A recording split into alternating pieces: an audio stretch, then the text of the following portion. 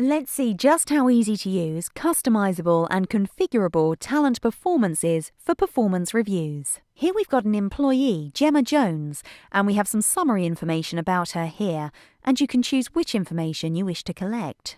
In terms of the performance appraisal process, there's also the ability to include values or behaviours. So this is a self and a manager rating against a questionnaire that you can specify. In addition to that, we have a section for objectives. These are performance-based objectives, things that Gemma has signed up to achieve this year. There is also a career tab where she can specify her future aspirations or mobility in terms of other locations she wishes to work or other parts of the organisation, even other roles she's interested in.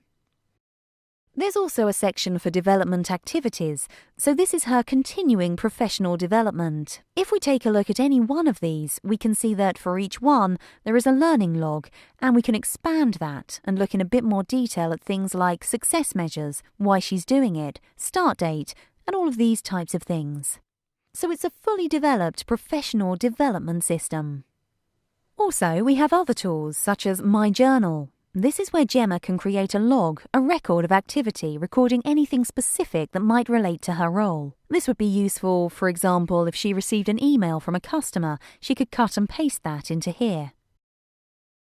Those categories are ones that you choose and specify for yourself. For those organisations that use a competency-based evidence section, you can also construct this particular section, which looks at the competencies required for the role that she performs. And it provides an opportunity for Gemma to write some evidence, and for her manager to write some evidence, and for her manager, and optionally her, to provide a rating. There is also the facility for an interim review, so you can capture some performance-related information at some midpoint of the year.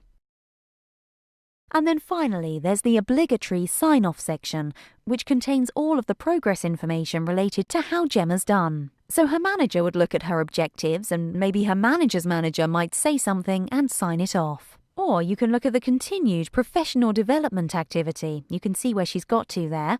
Or you can maybe sign off the interim review. So with talent performance, you can choose which of these different elements and tabs are included in a performance appraisal process. You can choose the competencies or behaviours or activities that are to be used in this particular review program.